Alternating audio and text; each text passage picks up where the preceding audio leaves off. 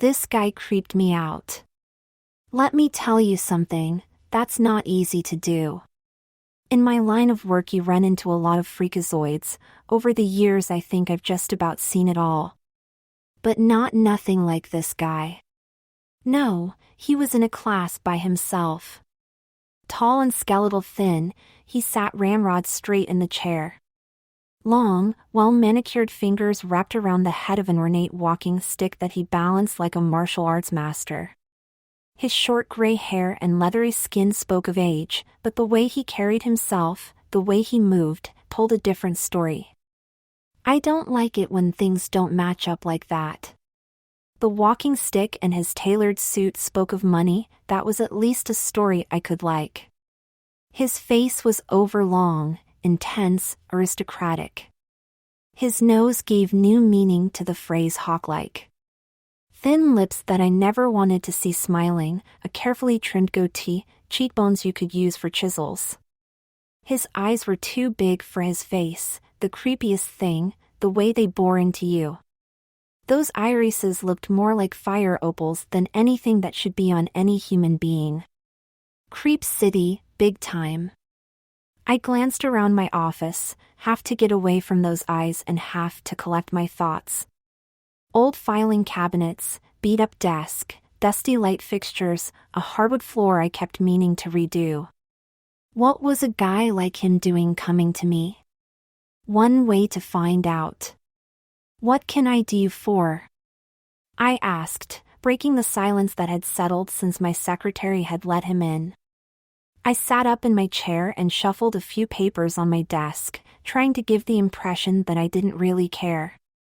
Frankly, I would have been just as happy if this guy took his business somewhere else. I need someone found, he said.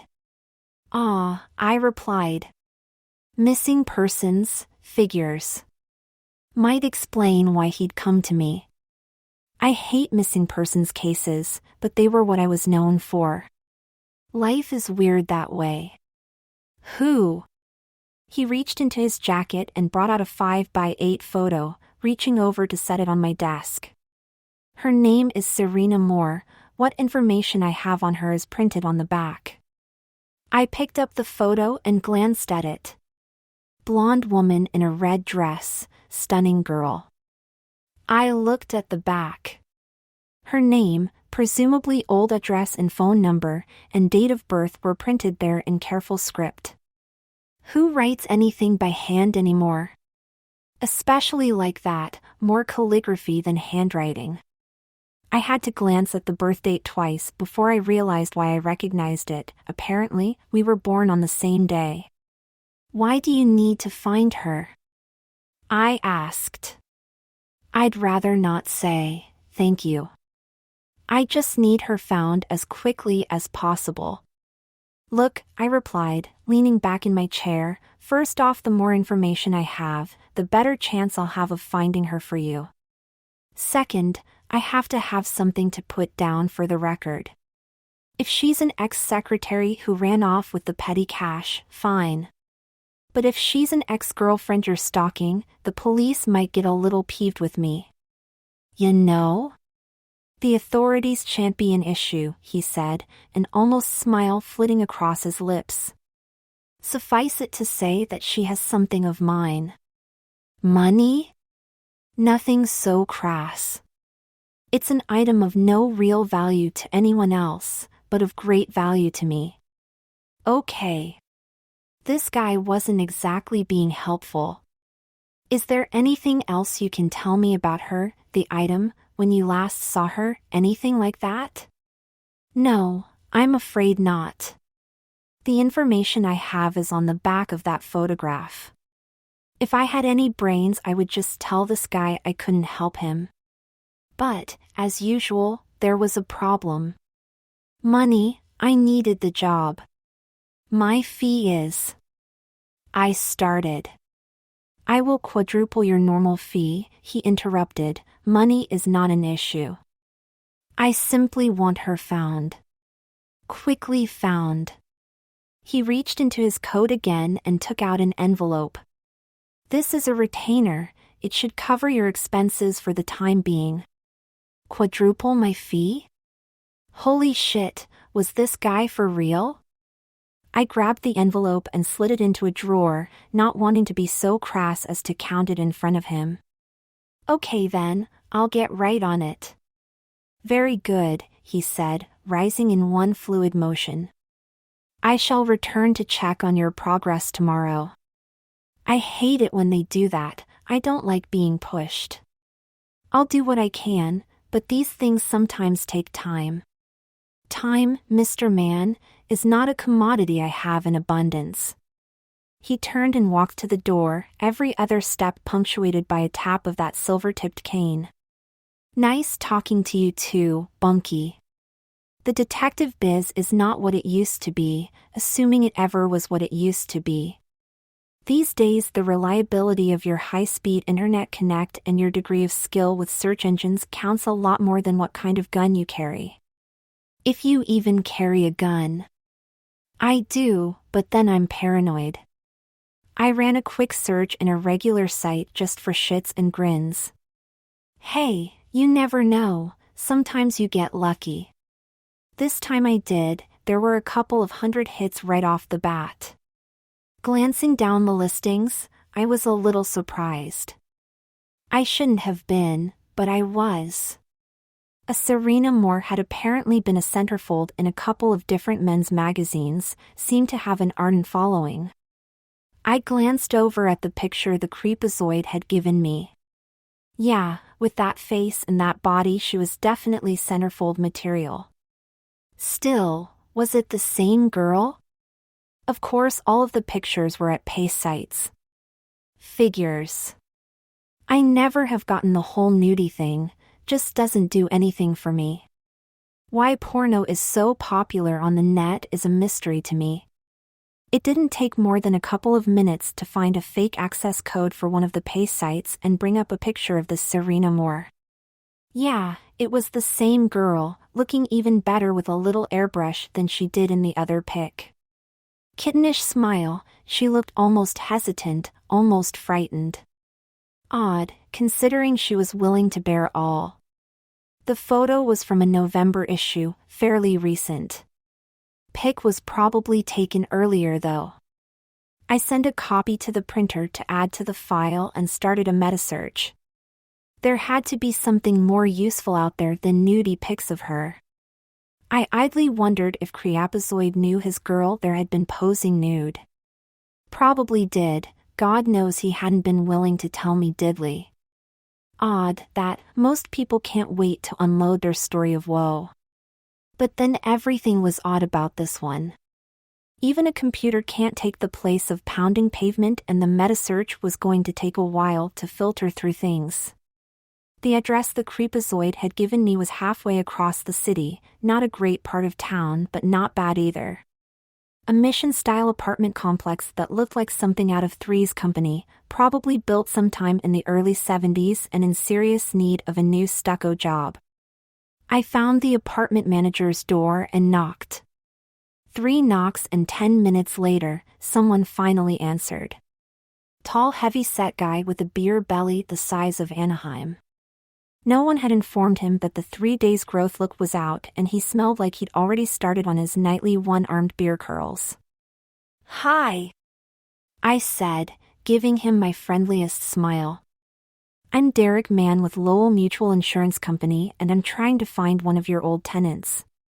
A Miss Serena Moore? Who? The genius asked me. I took out the picture and showed it to him. Miss Serena Moore? Oh, the blonde bimbo. She ain't lived here in a while. No shit, Sherlock. We are aware of that, but we need to get into contact with her. Do you by any chance have a forwarding address for her? Nah, she didn't tell no one where she was going. Kinda left real sudden like. Maybe 6 months ago?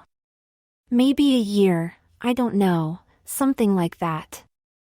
Oh, great. Do you know anything about her acquaintances, friends, family, someone who might know where she is?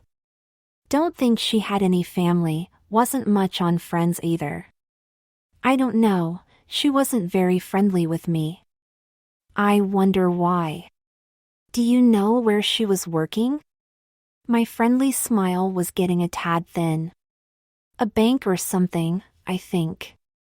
Great, there had to be 15 or 20 banks within a 10-mile radius. Any idea which one? Nah. Like I said, we wasn't tight or anything. Any chance you could show me whatever records you have on her? Maybe a canceled check or something? I don't know, I shouldn't really be doing that, you know. It would be very helpful if you could. I'm sure she wouldn't mind, she stands to receive a substantial amount of money, but only if we can locate her. Money? His eyes perked at that.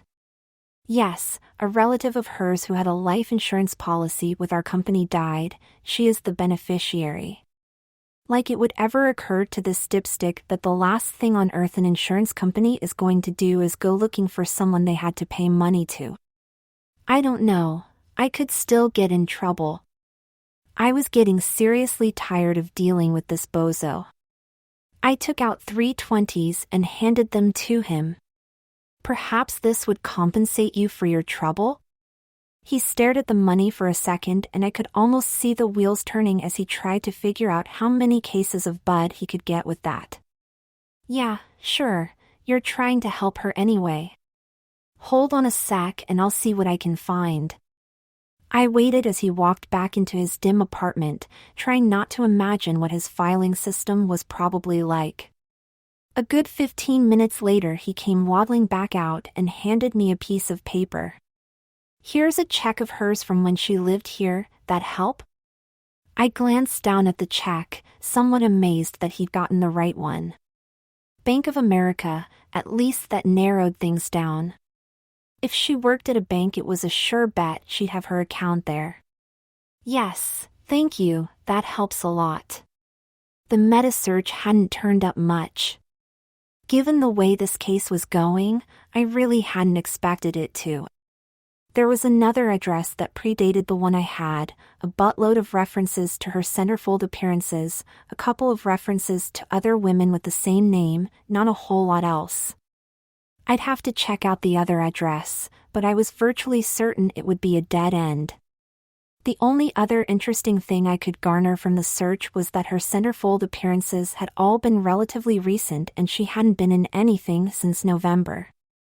Made me wonder if she perhaps needed money quickly. It didn't seem like this had been a career for her.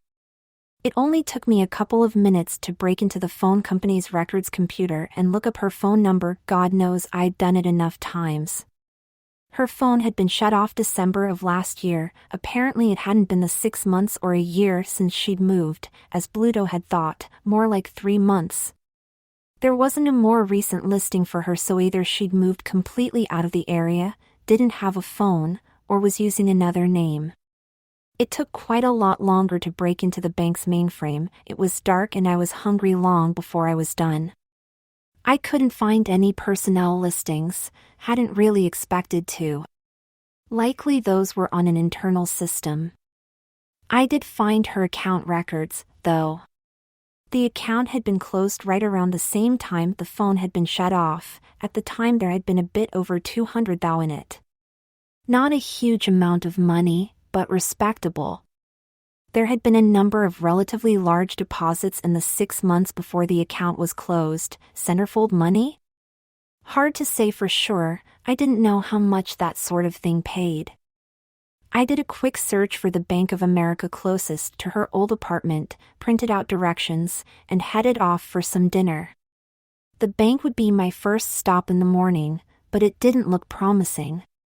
I've always hated that banks open so late. They've got your money, what do they care if you have to wait? Most people do everything by magic money machine, of course, but that wasn't the point. And where did banks get off charging you for that, anyway? The whole damn thing was a big racket. This branch of the bank took up half of the first floor in an office building. Noticing the well-dressed and invariably beautiful women working there, I could see how Miss Moore would have probably fit right in. If memory served, though, bank tellers didn't make squat.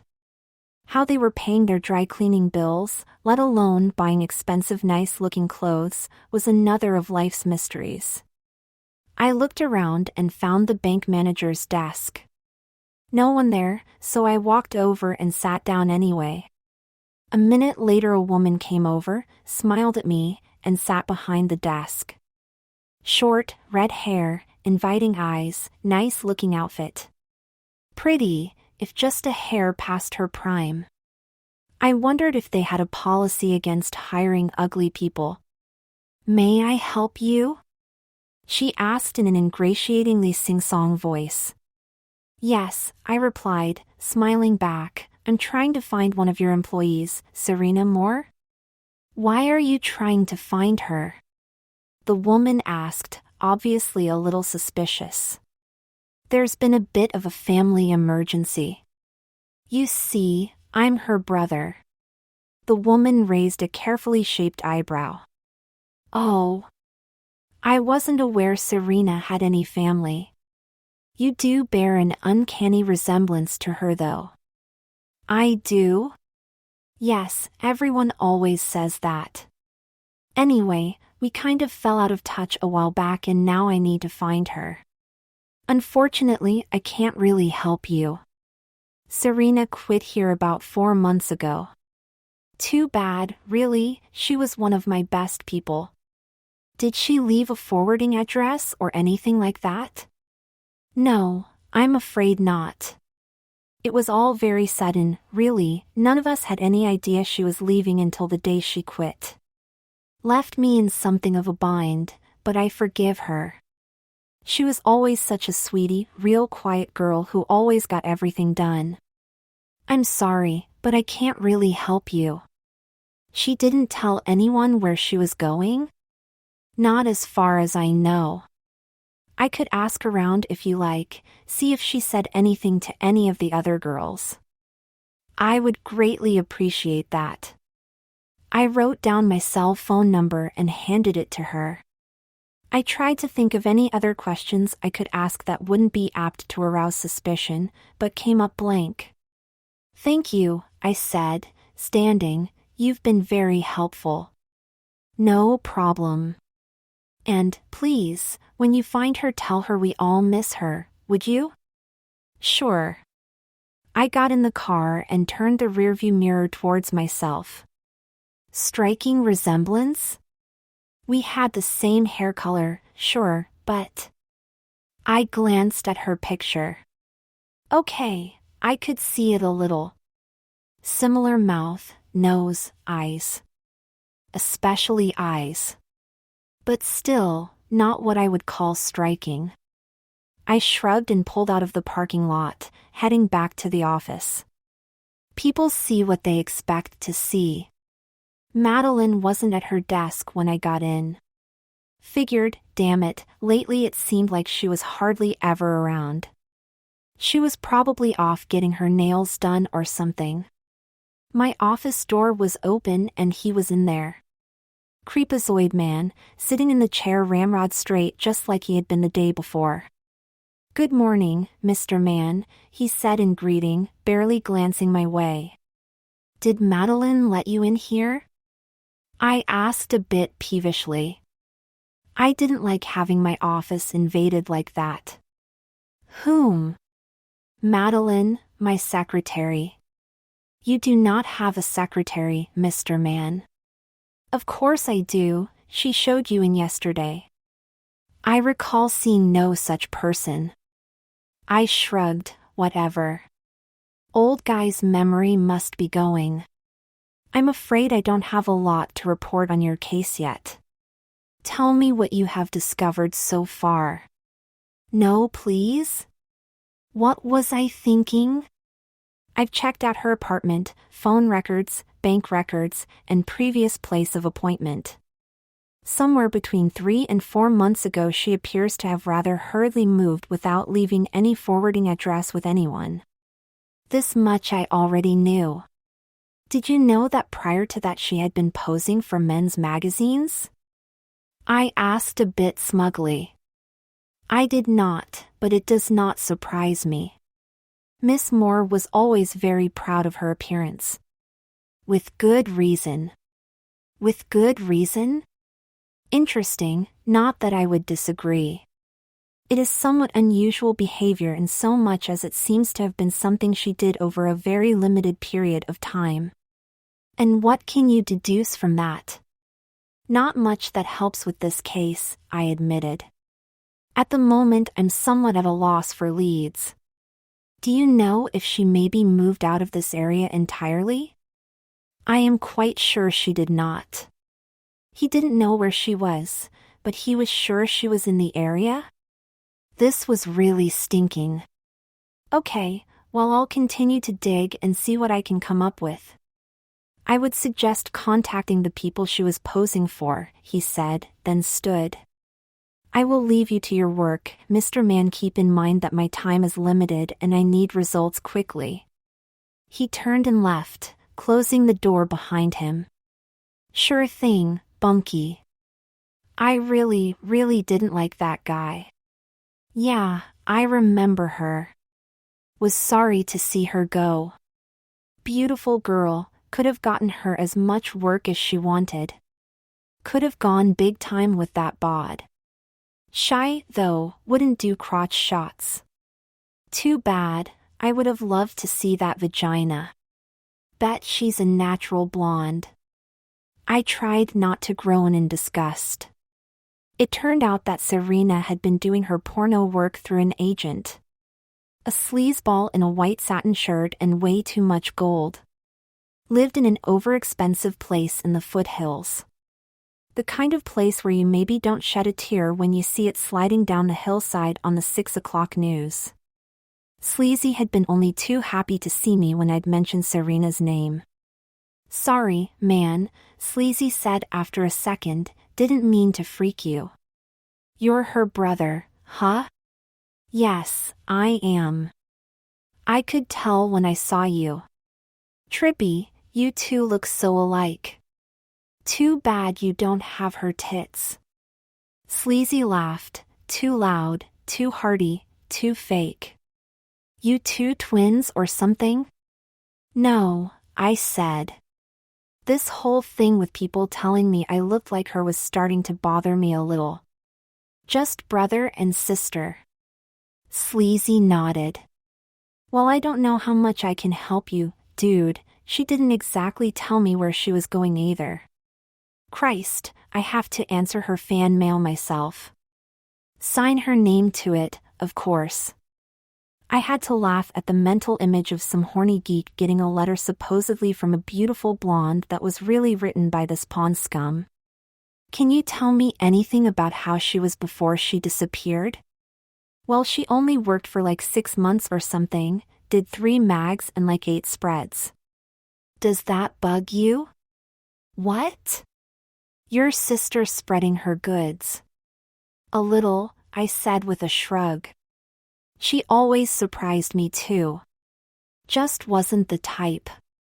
I mean, she had the looks, serious hottie material, but she just wasn't the type. You need some serious ego in this business, can't give a flying F what anyone thinks or says. She was more like a scared little girl. Came through nice in her spreads, though. You can't fake something like that. How did you meet her? Friend of a friend thing, how do you think anything works in this biz? She contacted me, really, I just scooped her up before anyone else could get her. She said she needed some fast money but would only do a few spreads and then that was it. Thought I could talk her into more, turned out I was wrong. Did she say what she needed the money for? Normally I'd say a feeder, but that wasn't it. Feeder? Yeah, feeding a habit. Your sis wasn't no skank, though, not a mark on her. If she was doing anything it was pretty mellow. So she didn't say? A few vague things. One night she talked about being in some kind of trouble. I kinda blew it off 'cause she was drunk, you know? People say all kinds of shit things when they're drunk. What did she say? She talked about some guy being out to get her, wanted something from her. Did she say what? Yeah, her soul. Sleazy laughed. You're kidding? No, and she was dead-ass serious. Said some guy was trying to get her soul and she had to get away. I don't know, maybe she was in a cult or something? Maybe. She didn't tell you where she was going, leave any kind of address? No, nothing.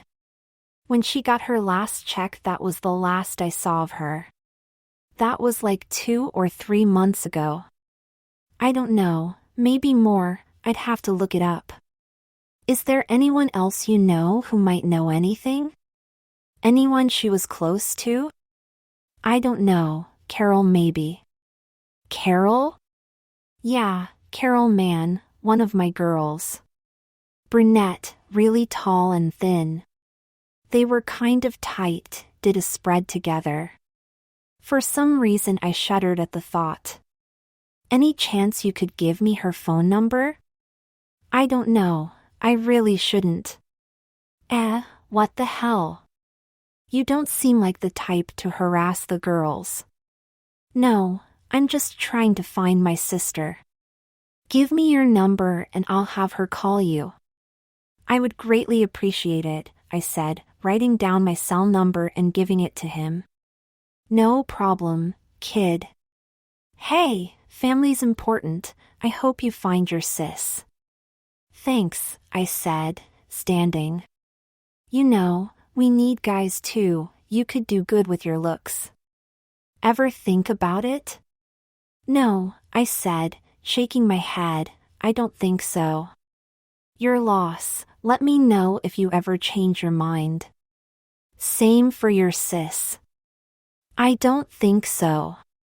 I had my doubts that Sleazebag was going to get around to having this Carol chick call me anytime soon, but I was wrong.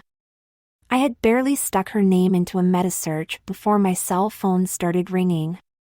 Hello? I said, careful not to give my name since I didn't know who they'd be looking for. Is this Serena's brother? A woman's voice asked. Had to be either the woman from the bank or Carol. Yes, this is Derek Moore. Funny how easy it gets to lie like that. Hi, I'm Carol, Johnny asked me to call you. Thank you for calling, it's kind of important. You're looking for Serena? Yes. Is she in trouble? I'm not sure, that's why I'm trying to find her. Damn, I knew that girl was in deep. Look, I said, is there any chance we can get together? I need to ask you a few questions, it's really important that I find her. I guess, Johnny said you were cool. You doing anything right now? No, where would you like to meet? You know where the bop shop is down by the pier? Sure. Give me an hour and I'll meet you there. The bop shop was a trendy bar and dance place down by the beach. This time of early afternoon it was nearly empty. I glanced around, it would have helped if she had told me what she'd be wearing. Tall, thin, and brunette wasn't much of a description to go by. Especially in a place like this. You must be Derek. A woman's voice said behind me. I turned, startled. Jesus, tall didn't begin to cover it. Even without the 4-inch spiked heels she wore, she would have towered over me. Not that I'm exactly tall, admittedly I'm kind of short, but still. She was a pretty woman, if rather tired-looking. Bags under her eyes didn't do her any favors. Too tall, too thin for my tastes. Too much makeup. Sexy outfit, though, without being too obvious. Or maybe just obvious enough. Yes, that's me, I replied, trying to smile. Couldn't mistake you. Johnny said you looked like her, but a little longer hair, some makeup. She shook her head. Trippy. Yeah, I said a little unhappily, I get that a lot. I bet, you want to sit down? Sure. We found a table and sat down. She ordered a rum and coke, I ordered a coke. So were you and Serena close? I asked. Kind of, as close as she let anyone get. I kind of had a thing for her, you know? She shrugged. I'm bi, helps in my kind of work. She's not, but I guess you're probably figured that. She paused for a moment. I'm sorry, I didn't mean to say all that. I mean you're her brother. It's okay. Guess you probably didn't know about this before? The mags and stuff. No, not really. Well, your sister is a great girl, don't ever think different because of this. I don't. Good, there's nothing wrong with it. Such a pretty girl, I hate to think of her being in trouble. Did she tell you what sort of trouble she was in? I asked hopefully. A little, bits and pieces. Like? Someone was out to get her, big time. Like chasing her. She said she didn't have much time, that's why she was doing the jobs, you know? Had to get money to get away. Do you know who was out to get her, why they wanted to get her? I don't know who he is, just that it was part of some kind of deal. Deal? Yeah, she said she made some sort of deal and this guy was after her to try and collect. What sort of deal? Money? Drugs? Something like that? No, nothing like that I don't think. She would say what the deal was, but she was scared. Really scared, I've never seen anyone that scared. Your boss said something about a cult? A cult? Johnny is full of shit, Serena wasn't in any cult. But she did say something about her soul? Yeah, one night after a shoot we were all drinking and she said she was going to lose her soul.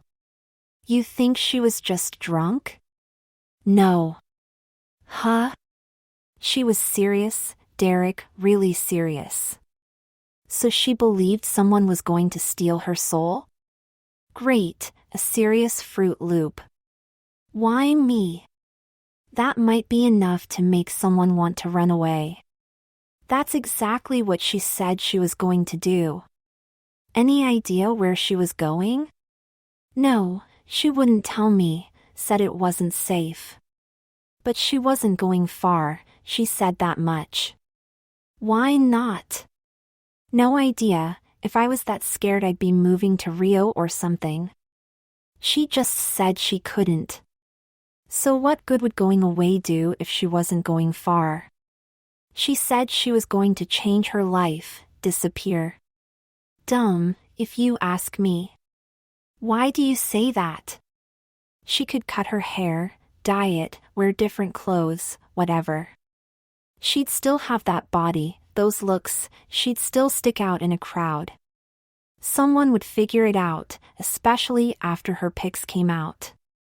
I'm surprised I haven't heard where she is from someone, word spreads fast. But you haven't heard anything? No, not a word. Is there anyone else she was close to, anyone who might know where she is? She had a boyfriend, Larry. She smiled. We always called him Larry the lawyer. But he won't help you. Why not? He's still pissed at the way she dumped him, still goes into a fury if anyone says her name. You get around him and he'd probably punch out your lights, especially the way you look like her. You really don't want to deal with Larry. Do you know his last name? Yeah, Denkins. Or maybe it's Jenkins. Can't remember, but it's something like that. Something like that? Great. Is there anything else you can tell me? She thought about it for a moment and then shook her head. No, not really. Okay, well, thanks for your help. It means a lot to me. Sure, I really hope you find her. Thanks. And if you find her, tell her I miss her. Sure. I wiped the meta search on Carol Mann. I already knew more about her than I wanted to. I took the bottle of gin out of the cabinet and poured myself a drink. Sitting back down, I leaned back in my chair. Let's see. I'm working for a creepy old guy I can't stand and whose name, I belatedly realized, I didn't even know. Cash is convenient that way. I was searching, without knowing why, for a beautiful blonde who was quite probably off her rocker and possibly involved in a cult. A blonde who everyone seemed to be convinced was in the area still when logic would say she'd be on the East Coast or something by now. A blonde who might not even be a blonde now. Might have dyed her hair, might have cut it, might have otherwise changed her looks to try and avoid someone or someone she thought were trying to steal her soul. A blonde who everyone thought I looked scarily like, which wasn't exactly doing great things for my ego. Not to mention that I didn't have one single solitary hard lead as to where exactly she might be. I had exactly zip, and that wasn't doing wonders for my ego either. There was too much here I didn't like, too much that didn't add up. Why did that creepy old man want this girl, anyway? What did he know about her that he wasn't telling me? What was Serena really running away from? There were too many coincidences. What are the chances someone would walk into my office and ask me to find a girl who apparently looks like my twin sister? Especially when I don't have any siblings? What are the chances her best friend would have the same last name I do when it's not exactly a common name? I closed my eyes and tried to form a mental picture of this case, a kind of mental map of how the facts fit together. It's an old trick, one that usually works pretty well for me, but in this case I didn't like what I was seeing. I didn't like the gaping holes in what I knew, I didn't like the directions things I did know were pointing. And somehow I had my serious doubts that my employer was the good guy in any of this. Have you started to figure it out yet, Mr. Man? I sat up, my eyes opening in surprise. He was there, sitting in the chair as though he'd been there for hours. I was somewhat less shocked than I should have been. How did you get in here? I demanded. I know I had locked the door. I really wish there had been more time. It's been amusing to watch you flail about. Amusing? And necessary. It would have been better if you had been given the time to figure it all out on your own, but unfortunately it took me too long to find a way into your world. I think that you have enough now to start to understand. Understand what? That this has all been some bullshit story you cooked up? And why do you say that? Because none of it adds up and I don't believe in coincidences. I'm not even entirely convinced that this Serena Moore exists, that this wasn't some elaborate hoax you cooked up for some bizarre reason. Oh, she is real, Mr. Man, I assure you of that. A lot more real than this fantasy you are living. Fantasy? Tell that to my landlord when he comes to collect the rent.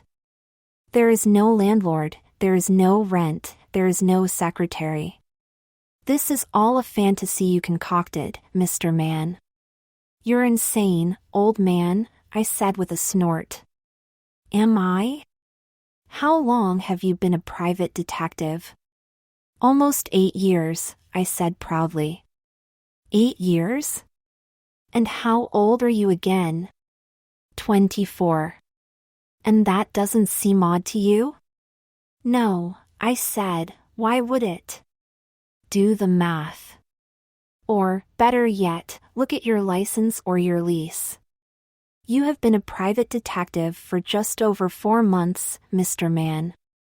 Bullshit. It is true. 4 months ago you were a bank teller. I've never worked in a bank in my life. Haven't you? What is today, Mr. Man? It's Wednesday, why? There isn't any other significance to the day?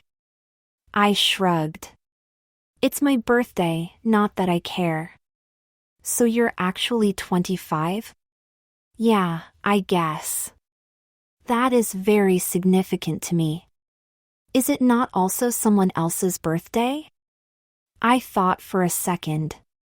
Serena Moore. I'd forgotten all about that.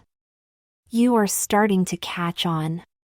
We have the same birthday, so what? Do I really have to list the coincidences between you and that young lady? I think not. As you have still not yet discerned the truth, let me tell you a story while we've still time. Time? The day is almost done, Mr. Man. I glanced at the clock on the wall. It was 20 to midnight. I hadn't realized it was so late. Okay, it's your dime. Tell your story. The creepy old man smiled. I was right, that wasn't a sight I ever wanted to see. There was once this boy whom God, as is his wont, had played a particularly nasty trick on. I have no idea why the Supreme Being sees fit to curse some of his creations in various ways, but then I do not understand why all of creation does not curse him as I do either. In the end, it does not matter. I don't believe in God. You should, Mr. Man, you should. In any event, this particular little boy was cursed with being a girl on the inside, in his head where we all truly live. This distressed him greatly, for reasons that I hopefully do not need to explain, and when he was 15 years old he cried out to me. Now I hear cries and promises from you humans all of the time. The din of your pathetic wishes grates on my ears. I ignore almost all of you. Your needs and wishes matter not to me, and your promises are as nothing. But sometimes there is one that is different, and this boy was one such. There was a sincerity rare among your kind, a purity of desire and belief, a willingness to walk into the abyss. Normally I would have ignored even him, likely he would have come to me anyway, but there was something about him. I wanted him sooner rather than later. I went to him and he quite willingly made a deal with me. Do you know what that deal was? I don't have a clue, I said, glancing at the clock again. The deal was that I would give him 10 years of happiness. 10 years to be the person he should have been, 10 years to be a girl and then a woman instead of a miserable boy becoming a more miserable man. The price was his soul, or I should say her soul. At the end of the 10 years it would be mine. So you're saying you're the devil?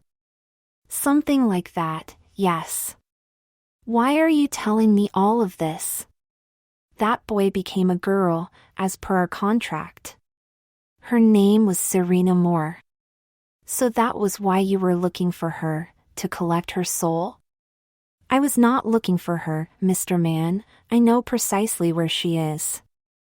I was looking for you to discover yourself. I don't follow. Let me continue. Serena Moore was a very happy teenager, disgustingly so if you ask me. And she became a happy young adult, living a normal life despite the great beauty I had graciously given her.